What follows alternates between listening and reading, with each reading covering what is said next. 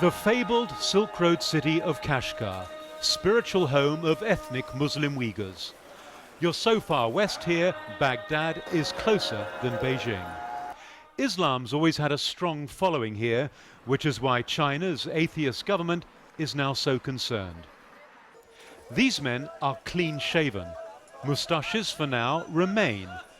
Under new regulations, only males over 45 are allowed to grow a beard, considered by some a symbol of religious piety.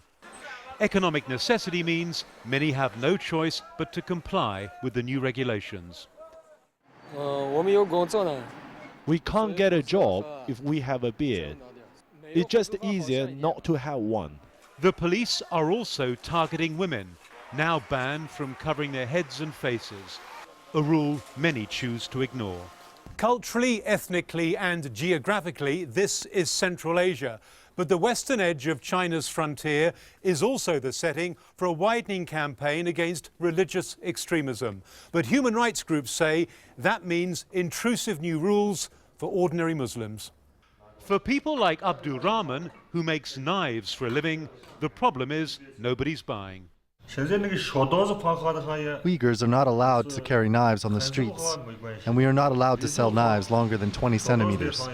There's been criticism of the rules because some say they could help to radicalize moderate Muslims. Such restrictions are not new, but the heavy security on Kashgar streets shows the enforcement is intensifying.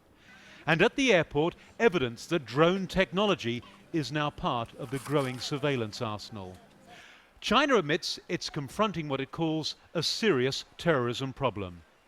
This year, more than 300 people have been killed in attacks blamed on Uyghur fighters. The men in this video are ethnic Uyghurs. It's an amateurish attempt to copy those produced by Al-Qaeda and ISIL. Proof, says China's government, of the link between the Uyghurs and armed groups overseas.